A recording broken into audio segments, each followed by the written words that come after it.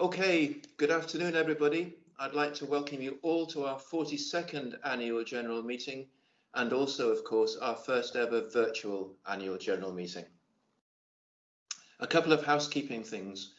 Firstly, as Andrea's just said, we're recording the meeting so that we can upload it for members to view as and when they want, so that's all been taken care of. And secondly, also, as we were saying earlier on, if people could remember to mute themselves when they're not speaking, that minimises random noises. We've got the usual very full meeting today. We'll hear from Rebecca O'Donnell, who is the chairperson of National TAG, and Alison Wood, who's the head of finance for Key. And we will also hear from Andrea Wood, who is Key's chief executive. And obviously we're joined as usual by Jim Kearns, the secretary for Key, who will keep us right on all the things that we need to do. As well as the normal annual general meeting business this afternoon, we also have a special general meeting to consider the adoption of a new set of rules for Key. However, could I first of all ask Jim to give us any apologies for today's meeting? Yes, John. We've received apologies from 44 members, 43 of whom have appointed proxies to represent them today. Because of social distancing measures introduced nationally to help combat the coronavirus pandemic, this year we are relying on proxy votes to ensure we reach a quorum of 29 members for today's meetings. And I can report that in addition to the board members attending remotely today, we have received 43 proxy forms appointing some of us in attendance this afternoon, thereby ensuring that both today's general meetings are quorate. Full details of all proxies will be recorded in the minute of these meetings and posted later on Key's website. Back to you, John. Okay, thanks, Jim. So the first thing that we're going to deal with is the special general meeting. So Jim, can you just explain to us what this is all about and what the model rules are that we're having to look at? Yes, indeed, John. Every few years, charitably established housing associations like Key need to revise their governing body document, known in Key as our rules, to accommodate recent changes in legislation or to the regulatory standards that apply to housing associations. This latest revision has become necessary in order to reflect the Housing Scotland Act 2018, as well as new regulatory standards for housing associations introduced by the Scottish Housing Regulator. The style of rules favoured by Key is that published by the Scottish Federation of Housing Associations, entitled Charitable Model Rules Scotland 2020, which is a model already approved by all the bodies that regulate Key's activities, a copy of which was included in the pack sent to shareholders. As is typical for a revision like this, the bulk of our rules are unchanged in the new model, though perhaps of relevance this time is inclusion of a new rule, Rule 20, allowing Key to hold virtual general meetings in future years. That's to say, after these present-day coronavirus special measures have ended. Once new rules have been approved by members, final consent for their adoption must be obtained from the Financial Conduct Authority. As stated in the papers for this meeting, Key's board has already considered the new model rules and recommends their adoption. Now, in the papers for this meeting, members were provided with a ballot paper to enable them to vote for or against adoption of these new rules. And I can report that 48 votes were received, with 46 in favour of adoption. Since the votes of more than 75% of members present or represented at this special general meeting were cast in favour of adopting the new rules, I can therefore announce that Key will adopt these new rules, and I will now make application to the Financial Conduct Authority for the final approval. Back to you, John. Good stuff. So that's then formally adopted. Excellent. Okay, then. Now then for my annual report.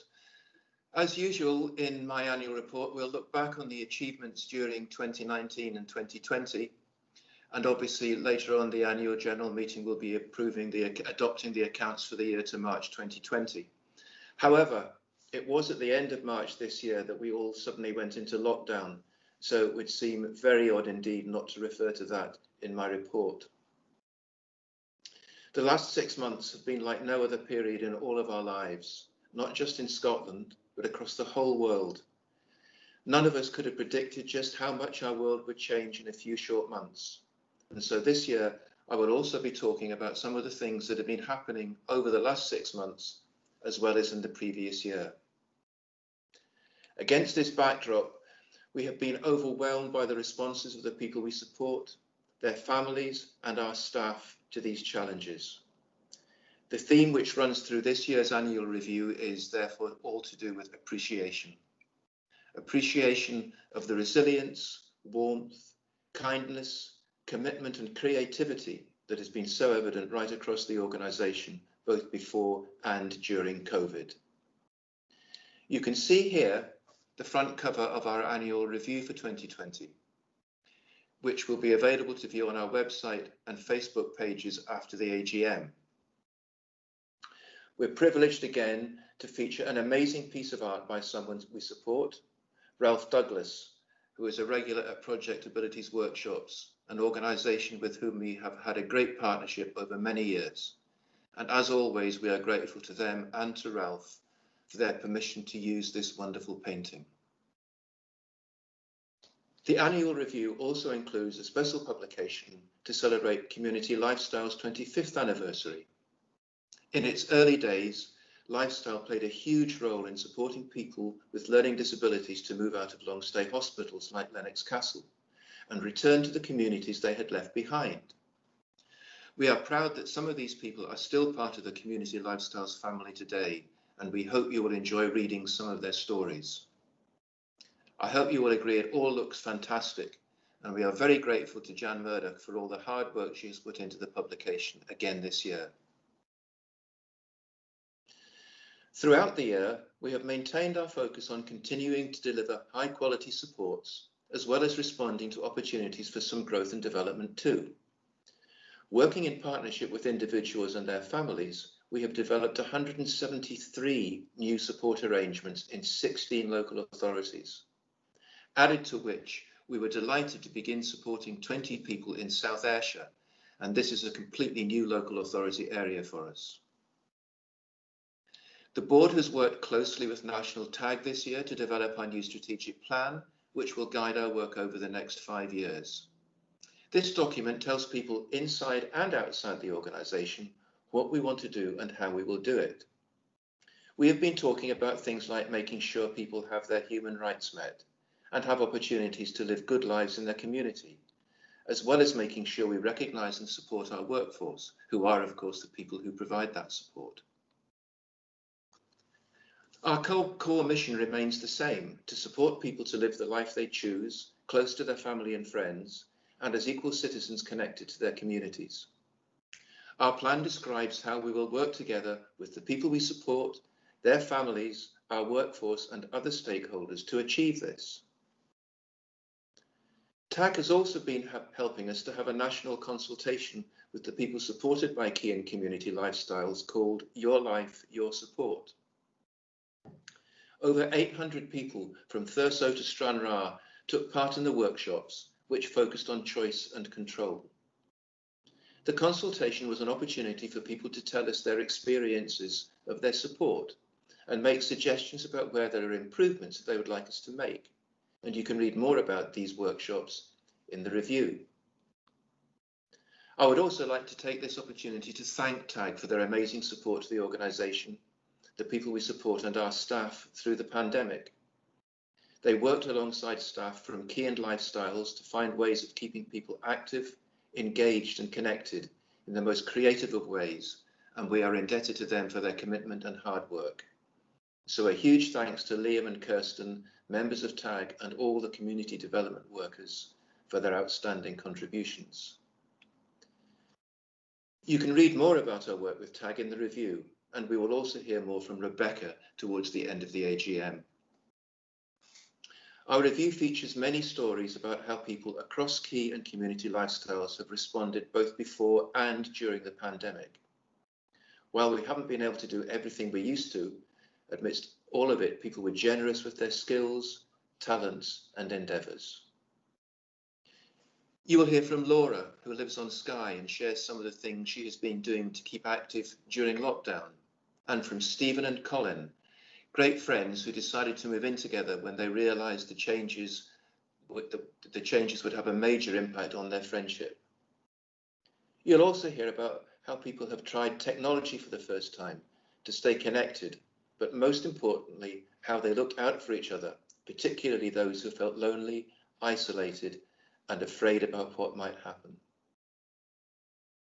COVID dramatically changed people's lives and their relationships with other people and families. People lost some or all of their normal ways of seeing things as we tried to keep each other safe. But as the photos and stories in our review show, everyone responded to the restrictions with spirit and resilience and a greater sense of community and solidarity. That's something we're determined to build on for the future. Of course, the review is not all about the past few months, and we feature some of the work we've been doing in relation to people with dementia. For the past 3 years, we have been supporting research led by Dr. Karen Watchman at the University of Stirling to find out what activities can support people with learning disabilities and dementia to live good lives. 3 people we supported, Andrew Doyle, Louise Boosted and Michael McKernan, represented us on the research team and advisory panel, where they became passionate spokespeople for the research and have been named as co-authors on 2 research papers submitted to academic journals. This work has led them to be highly commended in the Community Champion category of the 2020 Learning Disability Awards, organised by the Scottish Commission for Learning Disability. So congratulations to Andrew, Louise and Michael. This recognition of your achievements is indeed very well deserved. And of course, we have now published our 40th anniversary book with lots of great pictures and stories. So again, many thanks to everyone who told us their stories and shared their pictures. And thanks to all the team who pulled the anniversary book together. And I can certainly promise you that next year's report is going to be saying a lot more about what we have been doing to support people to live fulfilling lives, whatever the next stages the virus holds for us. So now it's time for the thanks. Firstly, thanks to the team who've worked hard to make this virtual AGM happen so successfully. I know it hasn't finished yet, but we're assuming that it will finish successfully. As ever, the staff across Key have been just excellent in how they have gone about their work before and after lockdown. This has been a huge challenge for everyone who works to provide support and care to people. Perhaps the most extraordinary thing from my perspective is how many things have carried on the same as before, even if in sometimes a different way. And I know staff have been complete stars in making this happen, so thank you so much to all of them. In turn, they have been guided and supported by their managers throughout Key, and so a huge thanks to them and also Andrea and all the team at the Square who have managed to work even harder than before, even though most of them have been doing it from their own homes. And finally, my thanks to my fellow board members for their advice, guidance and support over the last year. Thanks to you all, and thanks again to all the people I have already mentioned, and see you all next year. So that concludes my formal report. Oh, I can see you're all clapping. I can't hear anything at all, but that's very impressive. Thank you. Okay, so now we're on to the agenda, the formal parts of the agenda. So the first thing that we need to look at is the adoption of the minutes from last year's AGM. So could I ask for a member who was present at the AGM last year to propose adoption? Right, can I proxy for Shona Earl? That's fine, thank you very much. And do we have a seconder? Could I second them, please, John? Thank you, Anne, thank you. So that's the adoption of the minutes dealt with. Can we now then move on to the next item, which is the adoption of the counts for the year to March 2020. And Alison Wood is going to tell us about these, and then we'll move to the formal adoption. So over to you, Alison. Thank you, John. Afternoon, everybody. Part of the formal proceedings of the AGM is to adopt the financial statements of the organisation. I've therefore been asked to give a brief overview of these accounts in advance of them being adopted this afternoon. These are the accounts for the year ended 31st of March 2020, which give a summary of the financial activity for the year and of the financial position at the year-end date. These accounts have been audited as part of the external audit for the year. They've been presented in detail to the Audit Committee and were approved and signed at the board meeting on the 26th of August. Due to COVID and some of the restrictions that are in place, we're having to do the AGM a bit differently this year, as you know. But COVID didn't have much impact on the financial performance for the year to the 31st of March 20. However, next year's accounts might be a bit different. These are consolidated accounts which show the financial performance for Key, as well as the group, which includes Community, Lifestyles and KHA Developments. The income and expenditure for the year is shown in the Statement of Comprehensive Income. So starting with Key, the total income for the year was £56 million, which was an increase of 7% from the previous year. This reflects increases to both rental income and funding for our support services. Operating expenditure in turn also increased by 7%. The increased funding enabled a pay increase to staff in line with the Scottish Living Wage. Sleepover payments to staff were increased by 20% to bring them in line with the Scottish Living Wage per hour. The increased income also reflects changes to the amount of support that we've been providing and includes the transfer of the new service in Ayr, South Ayrshire in December 2019.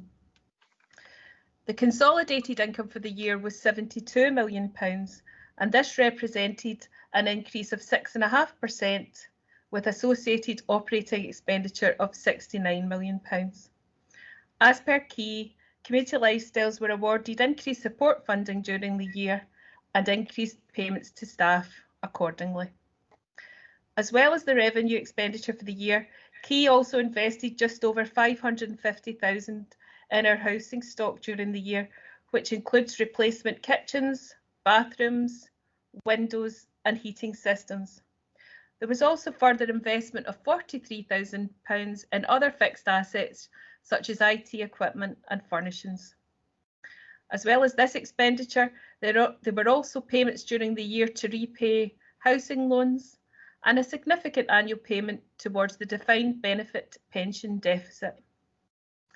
At each year-end date, the pension scheme advised each employer of their share of the scheme's assets and liabilities, and any movements are adjusted through the statutory accounts. Key's share of the pension liability had reduced significantly in comparison with the prior year, and this has resulted in a large adjustment through this year's accounts.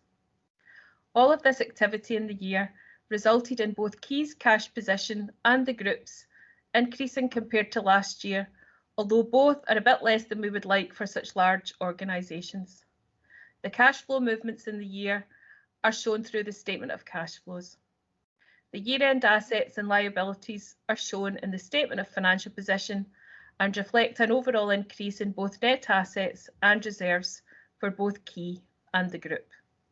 So all in all, a positive financial performance for the year to March 2020, and hopefully this has given a brief summary of the statutory accounts this afternoon.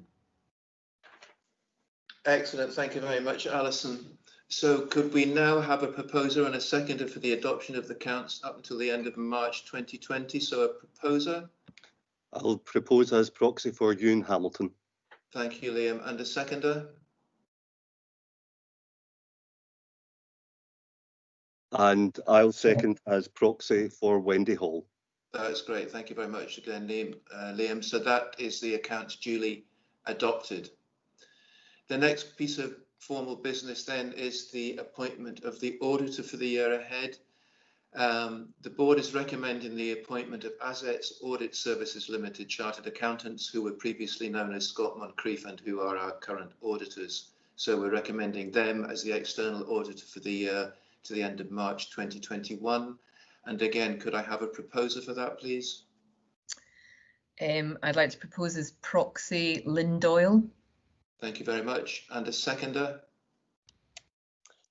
Hi, I'm happy to second this. Joe Pearson. Thank you very much, Joe. So that means that that's the appointment of the auditor approved. Right, Jim, next thing is the election of the board members. Who's standing down, who's being re-elected? Thanks, John. Details of those board members retiring and standing for re-election today were included in the papers for this meeting. To recap briefly, those standing for re-election are Bill Mooney, Sheena Simpson, Anne McGuigan, and Jack Crombie. There were no other nominations. Since there are more board vacancies than members nominated, those standing can be jointly adopted as board members. And I would ask for a member to propose this.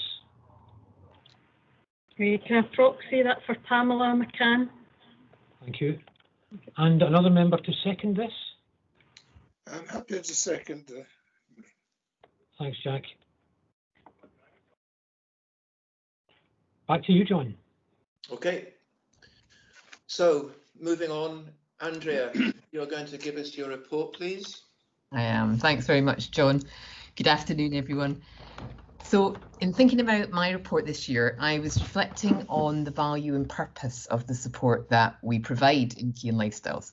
And I felt it was really important to remember the world before COVID-19, because there'd been a welcome focus on changing the way that social care is funded and delivered, and also a renewed drive to ensure that self-directed support was fully implemented across Scotland. So Key, along with many other providers, had been contributing to the Scottish Government's review into the future of social care and had been strongly advocating for an approach that was rights-based, person-led, and focused on promoting outcomes and citizenship. We wanted to see a change to the way in which social care is arranged and paid for, and an end to approaches that fail to uphold the choices, wishes and preferences of people who use support and their families, or approaches that fail to recognise and value the people who provide that support. Our message had been very simple. In order to make changes and improve things, we need to listen to the people who use support and to our workforce to make sure that the things that we do are shaped by what's important to them now and in the future. We need to take their lead in shaping and designing supports, making best use of resources already present in the community and encouraging mutual support and innovative practice. Now, these are the principles that have always guided Key and Community Lifestyles, and they underpin our new strategic plan, which John spoke about earlier. Before COVID-19, we were looking forward to sharing and talking about how we were going to achieve the things that people had told us were important for us to achieve over the next 5 years. And we still hope to do that and take the plan forward later this year. I would, however, like to thank everybody who contributed to the development of that plan during the year, particularly members of the board, National TAG and colleagues from across the organisation. So pre-COVID, we were having another very successful year. Our support services had continued to grow, and as you've heard, we have a new service in South Ayrshire. Now, this is an existing service previously provided by another social care provider, and we were delighted to welcome staff and people that we were going to be supporting to Key. These sorts of development opportunities involve something called TUPE, whereby the workers who provide the support transfer over into Key's employment. And we've seen a lot more TUPE this year, and that can mean an awful lot of hard and often complicated work for our HR department in particular, led by Grace and Jennifer, who have to make sure that the process is seamless and supportive. It is always worth it, because we've been really fortunate to welcome some wonderful new people through these sorts of opportunities, and I know how much they've appreciated the warm and friendly welcome to Key.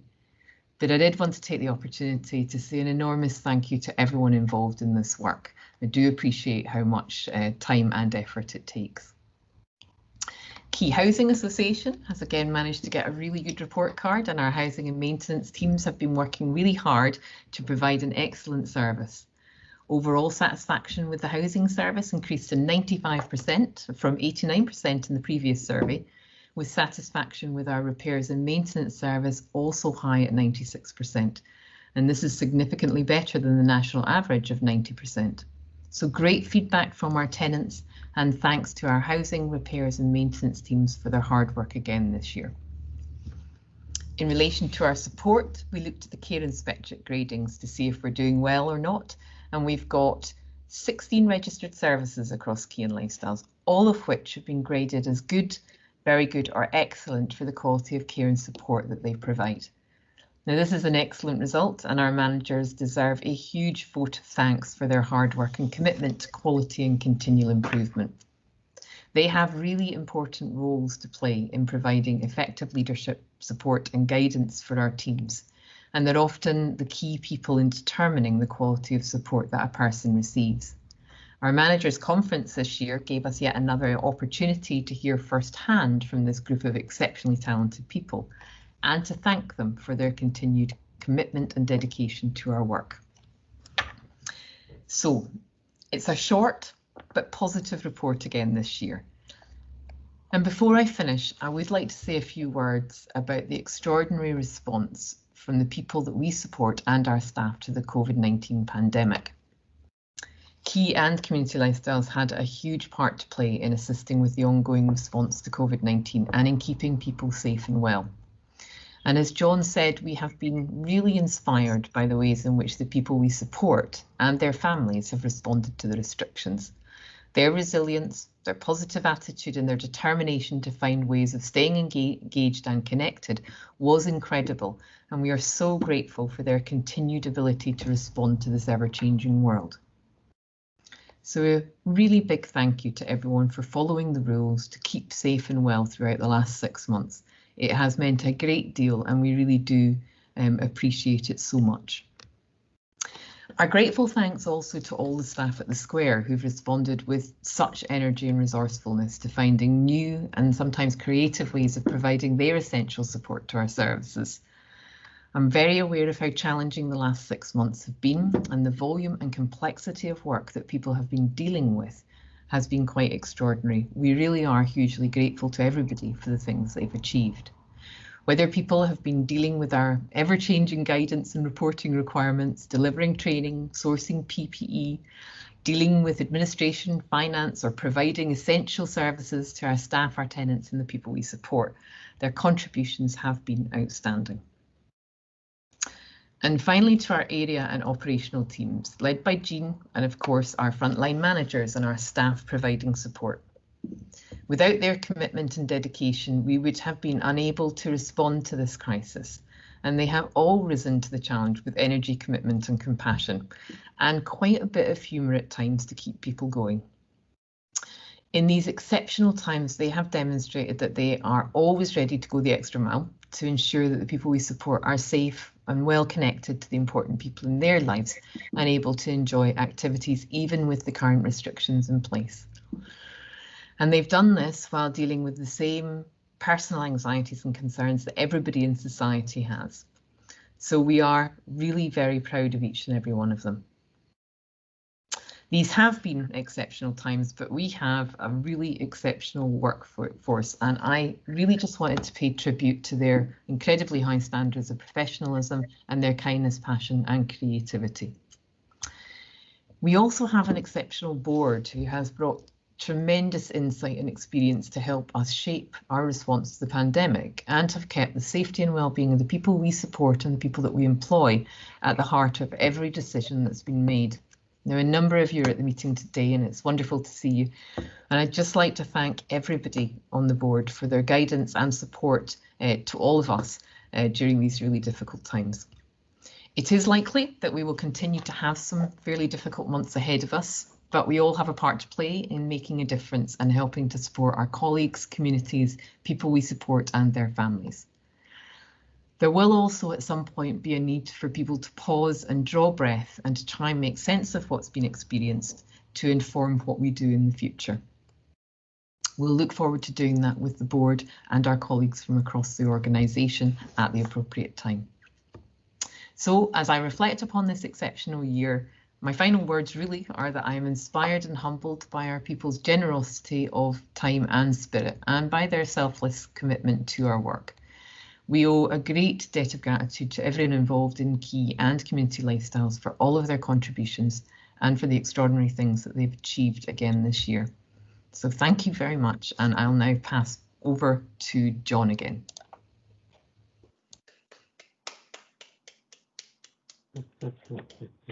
Thank you very much indeed, Andrea.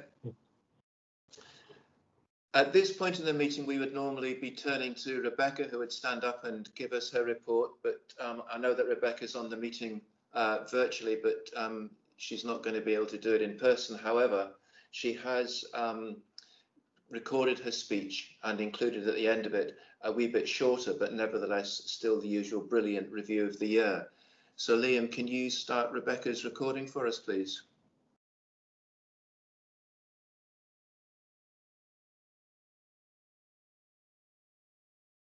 Hello everyone. Well, this has been an interesting year. First, on behalf of TAG, I would like to say well done for staying safe during COVID lockdown. I know how hard it's been, but before I talk about what has been doing during COVID, I would like to tell you about some of the brilliant things we did last year. Last year we saw us getting even more active. TAG ran lots of sports opportunities for people, from tennis to trampoline. They were a new football team, but perhaps one of the highlights was our Willie sponsor walk in Glasgow. Not only was it fantastic fun with 50 people touring the other Willie statue across the city, we raised $650 for Glasgow Children's Hospital Trust. TAG walks in Rivershire, Stirling and Clarks went big. We got a grant from the Scottish Government and appointed 2 new community development workers. They have done a great work. They have trained folks on SDS doing planning, set up new TAG groups and get loads of new things that's happening in the community. Talking of grants, TAG were delighted to hear that we have been awarded lots of funding for our Games Changers programme. Game Changers is now running in Glasgow to make sports clubs venue more accessibility.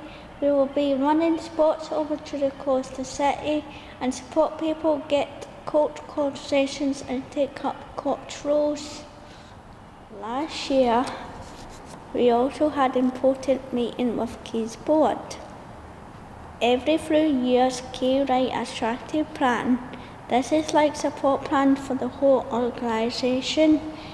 It looks like what it's doing now and what it would like to do in the future. TAG plays an important part of making sure the people who get support are the heart of this plan. All TAG groups across Scotland has been doing great work.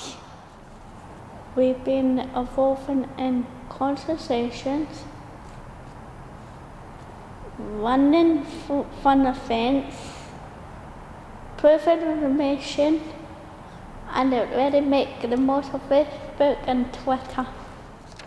And then of course, we hit the lockdown. When the lockdown began, a lot of our work had to stop. This was very hard, especially when so many people had to stay at home with very little to do. So we used our Facebook pages to run competitions, dance sessions, music shows and sports challenges. You name it, we tried it. We called it TAG Tips while you're stuck in the house. We were blown away with the response we've got. We are getting 10,000 hits a week. We have been sent loads of fantastic videos, photos and stories, and what people have been doing, keeping upright during this very difficult time. Hopefully we get back to normal soon. But to finish off my online broadcast, here are some of the stories we've been sent.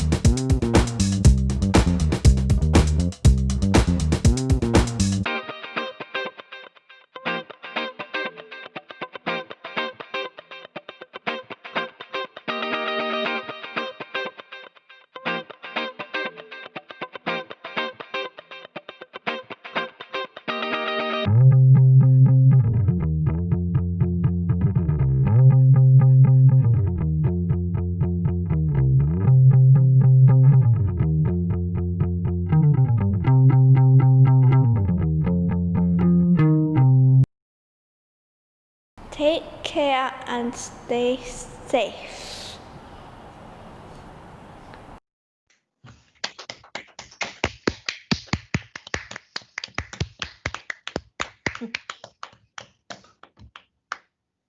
Well done, Rebecca. Thanks very much indeed for your report. And thanks everybody that helped with the review of the year. We really appreciate all the time and effort and skill that you bring to bear every year. Okay, guys, that's that for today's formal annual general meeting. Thanks to everybody that organised it. And stay safe, stay well, and see you all next year. Bye.